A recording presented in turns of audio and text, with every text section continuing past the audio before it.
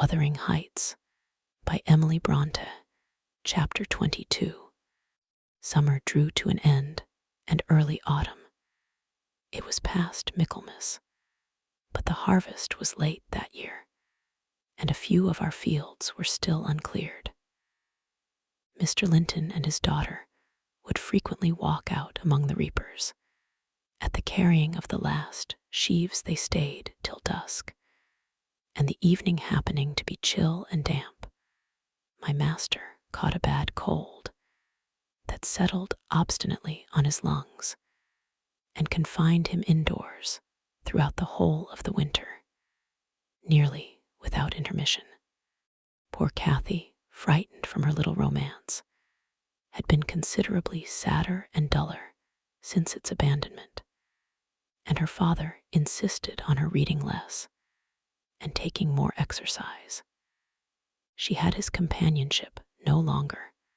I esteemed it a duty to supply its lack, as much as possible, with mine, an inefficient substitute, for I could only spare 2 or 3 hours from my numerous diurnal occupations to follow her footsteps, and then my society was obviously less desirable than his.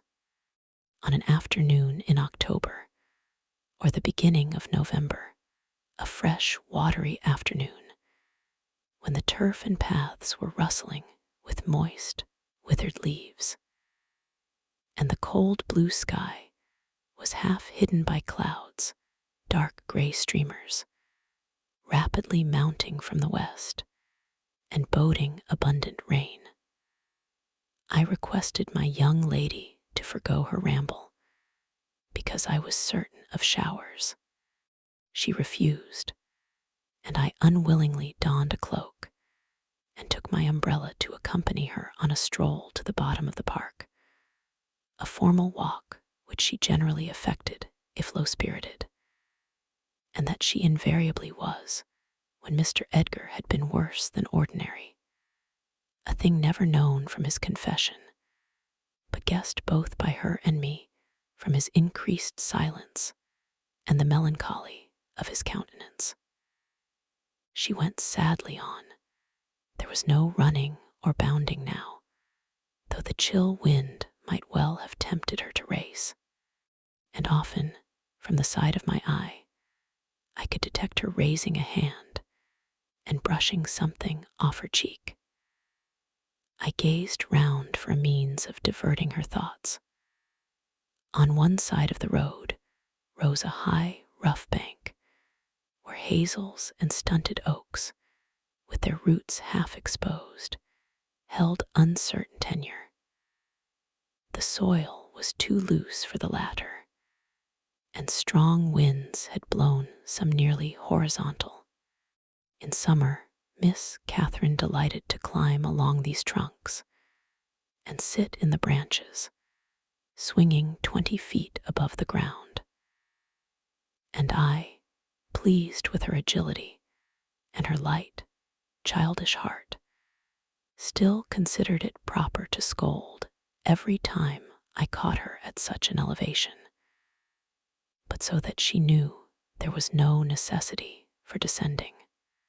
From dinner to tea, she would lie in her breeze-rocked cradle, doing nothing except singing old songs my nursery lore to herself, or watching the birds, joint tenants, feed and entice their young ones to fly, or nestling with closed lids, half thinking, half dreaming, happier than words can express. "Look, miss," I exclaimed, pointing to a nook under the roots of one twisted tree. "Winter is not here yet. There's a little flower up yonder, the last bud from the multitude of bluebells that clouded those turf steps in July with a lilac mist.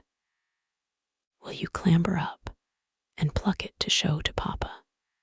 Kathy stared a long time at the lonely blossom trembling in its earthy shelter, and replied at length, "No, I'll not touch it. But it looks melancholy, does it not, Ellen? Yes, I observed, about as starved and sackless as you. Your cheeks are bloodless. Let us take hold of hands and run.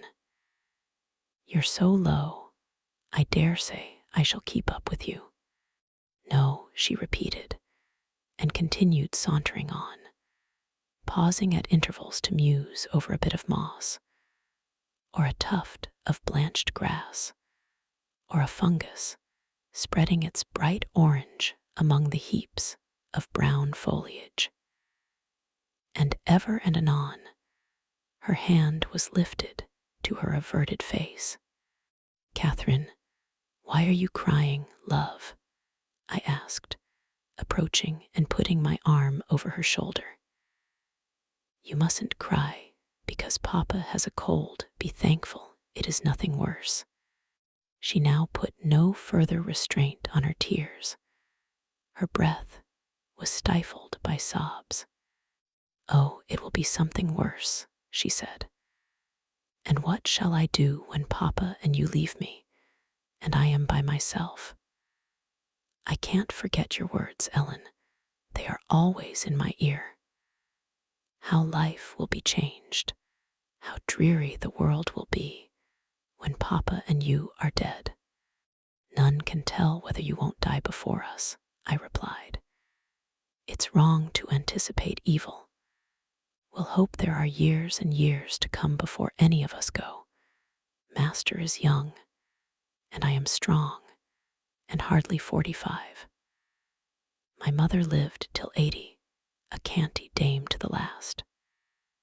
And suppose Mr. Linton were spared till he saw 60, that would be more years than you have counted, miss, and would it not be foolish to mourn a calamity above 20 years beforehand?"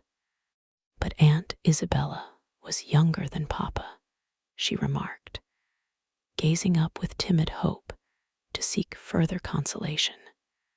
"Aunt Isabella had not you and me to nurse her," I replied. "She wasn't as happy as Master. She hadn't as much to live for. All you need do is to wait well on your father and cheer him by letting him see you cheerful, and avoid giving him anxiety on any subject. Mind that, Cathy. I'll not disguise, but you might kill him if you were wild and reckless, and cherished a foolish, fanciful affection for the son of a person who would be glad to have him in his grave, and allowed him to discover that you fretted over the separation he has judged it expedient to make." "I fret about nothing on earth except Papa's illness," answered my companion. "I care for nothing in comparison with Papa, and I'll never, never, oh, never, while I have my senses, do an act or say a word to vex him. I love him better than myself, Ellen, and I know it by this. I pray every night that I may live after him, because I would rather be miserable than that he should be. That proves I love him better than myself." "Good words," I replied. "But deeds must prove it also. And after he is well, remember you don't forget resolutions formed in the hour of fear." As we talked, we neared a door that opened on the road, and my young lady, lightening into sunshine again, climbed up and seated herself on the top of the wall, reaching over to gather some hips that bloomed scarlet on the summit branches of the wild rose trees shadowing the highway side. The lower fruit had disappeared, but only birds could touch the upper, except from Cathy's present station. In stretching to pull them, her hat fell off, and as the door was locked, she proposed scrambling down to recover it. I bid her be cautious lest she got a fall, and she nimbly disappeared. But the return was no such easy matter. The stones were smooth and neatly cemented, and the rose bushes and blackberry stragglers could yield no assistance in reascending. I, like a fool, didn't recollect that, till I heard her laughing and exclaiming, "Ellen, you'll have to fetch the key, or else I must run round to the porter's lodge. I can't scale the ramparts on this side." "Stay where you are," I answered. "I have my bundle of keys in my pocket. Perhaps I may manage to open it. If not, I'll go." Catherine amused herself with dancing to and fro before the door, while I tried all the large keys in succession. I had applied the last, and found that none would do. So, repeating my desire that she would remain there, I was about to hurry home as fast as I could when an approaching sound arrested me. It was the trot of a horse. Kathy's dance stopped also. "Who is that?" I whispered. "Ellen, I wish you could open the door," whispered back my companion, anxiously. "Ho, Miss Linton," cried a deep voice, the rideress. "I'm glad to meet you. Don't be in haste to enter, for I have an explanation to ask and obtain." "I shan't speak to you, Mr. Heathcliff," answered Catherine. "Papa says you are a wicked man, and you hate both him and me, and Ellen says the same." "That is nothing to the purpose," said Heathcliff. He it was. "I don't hate my son, I suppose, and it is concerning him that I demand your attention. Yes, you have cause to blush. 2 or 3 months since, were you not in the habit of writing to Linton? Making love in play, eh? You deserved, both of you, flogging for that. You especially, the elder, and less sensitive, as it turns out. I've got your letters, and if you give me any pertness, I'll send them to your father. I presume you grew weary of the amusement and dropped it, didn't you? Well, you dropped Linton with it into a slough of despond. He was in earnest, in love, really. As true as I live, he's dying for you, breaking his heart at your fickleness. Not figuratively, but actually. Though Hareton has made him a standing jest for 6 weeks, and I have used more serious measures, and attempted to frighten him out of his idiocy, he gets worse daily, and he'll be under the sod before summer, unless you restore him. How can you lie so glaringly to the poor child? I called from the inside. Pray ride on. How can you deliberately get up such paltry falsehoods? Miss Cathy, I'll knock the lock off with a stone. You won't believe that vile nonsense. You can feel in yourself it is impossible that a person should die for love of a stranger. I was not aware there were eavesdroppers, muttered the detected villain. Worthy Mrs. Dean, I like you, but I don't like your double-dealing, he added aloud. How could you lie so glaringly as to affirm I hated the poor child, and invent bugbear stories to terrify her from my doorstones? Catherine Linton. The very name warms me, my bonny lass. I shall be from home all this week. Go and see if I have not spoken truth. Do, there's a darling. Just imagine your father in my place, and Linton in yours. Then think how you would value your careless lover if he refused to stir a step to comfort you, when your father himself entreated him. And don't, from pure stupidity, fall into the same error. I swear on my salvation, he's going to his grave, and none but you can save him. The lock gave way, and I issued out. I swear Linton is dying, repeated Heathcliff, looking hard at me. And grief and disappointment are hastening his death. Nellie, if you won't let her go, you can walk over yourself.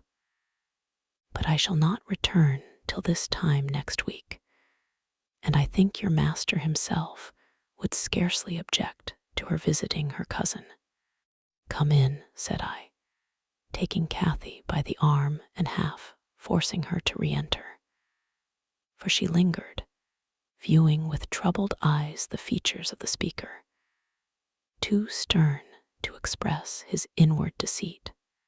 He pushed his horse close, and bending down, observed, "Miss Catherine, I'll own to you that I have little patience with Linton, and Hareton and Joseph have less.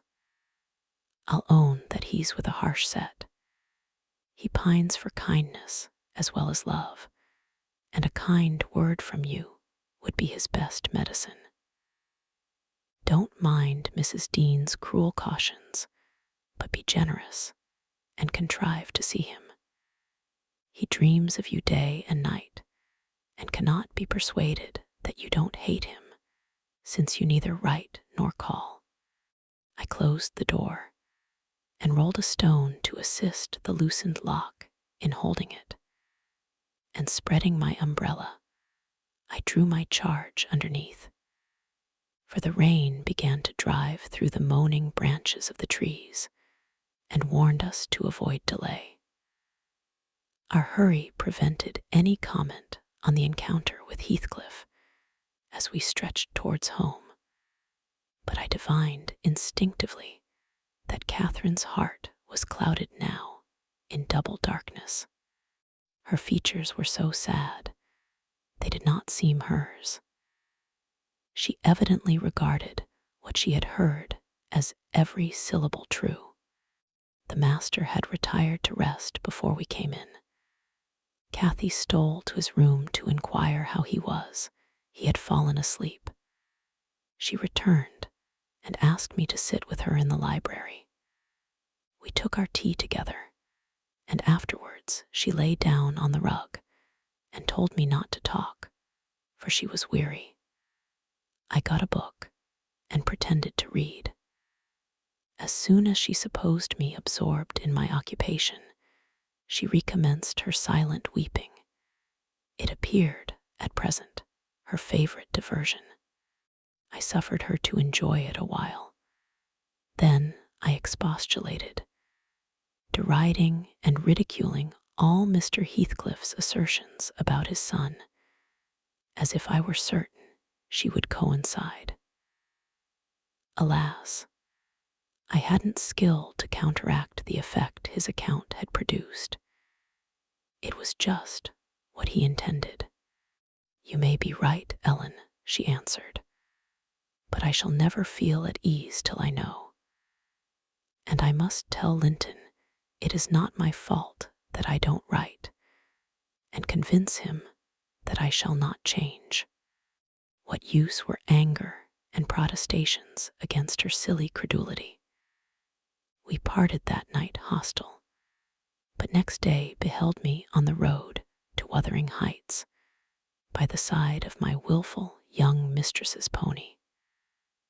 I couldn't bear to witness her sorrow, to see her pale, dejected countenance and heavy eyes, and I yielded in the faint hope that Linton himself might prove, by his reception of us, how little of the tale was founded on fact.